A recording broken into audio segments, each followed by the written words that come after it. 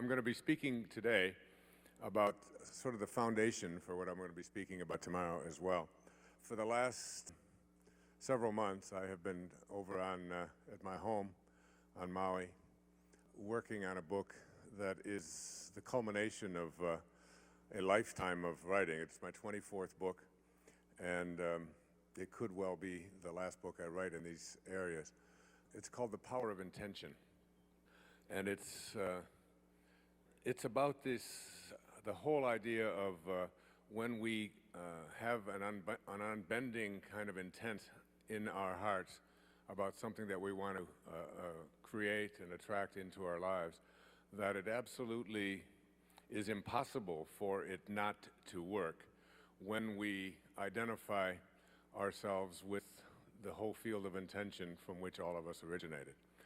And it is essentially a very spiritual message.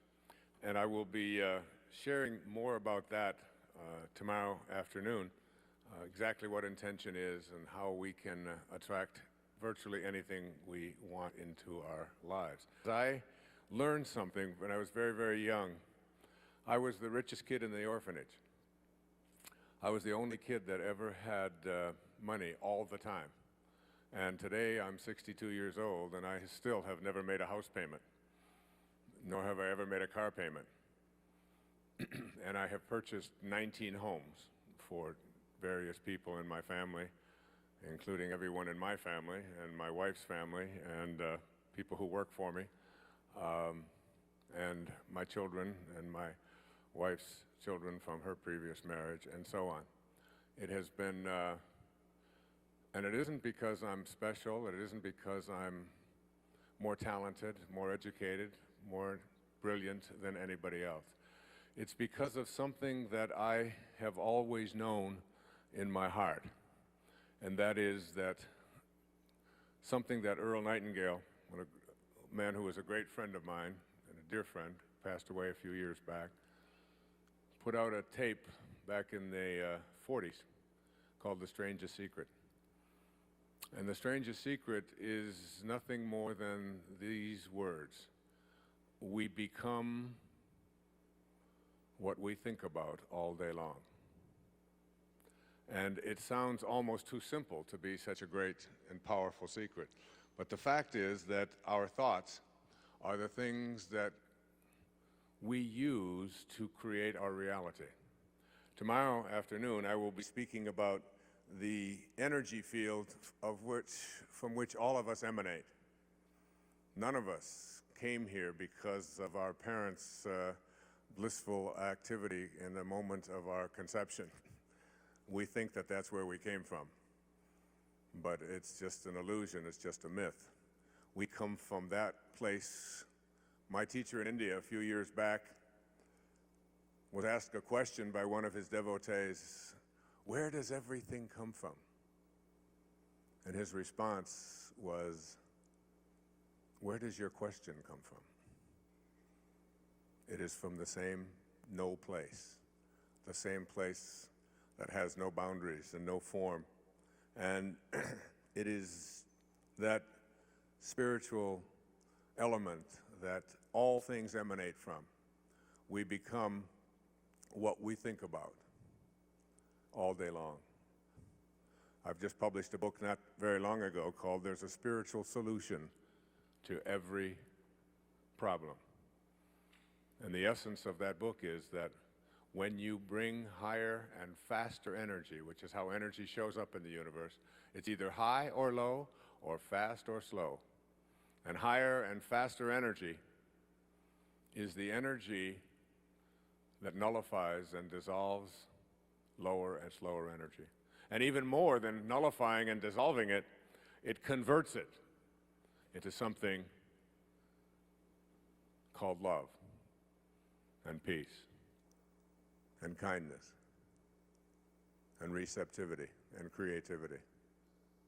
So that if you are living in a place in your life in which you have shortages, or which you have disease, or which you have disharmony, or struggles at all, and anything that you label a problem, if you can somehow learn how to do a somersault into the inconceivable and land in a place where you're looking at a new level of consciousness in which problems are not a possibility for you, and that you can attract anything that you want into your life, that there is a source in the universe.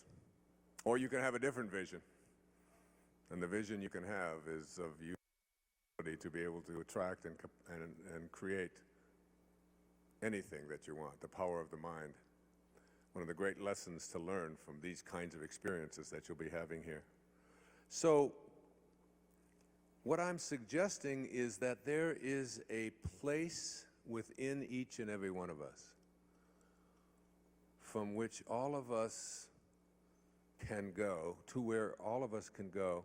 There was a man that I admired very much. His name was Herman Melville. Melville was a great American writer back in the 19th century. He wrote Moby Dick. And many other great pieces of literature and much poetry. And he would leave his writing space in western Massachusetts, and he would go out into the cornfields, and he would lie down on his back, and he would see in August, he would see the corn, as they say in South Pacific, as high as an elephant's eye. I think, not South Pacific, whatever that is, Oklahoma, I guess it is. And he would imagine that this sea of corn, silk, that's all that he could see lying on his back, was the ocean. And, you know, I used to teach Moby Dick when I taught English literature. And a lot of people think that he was just an obsessive old man looking for a whale.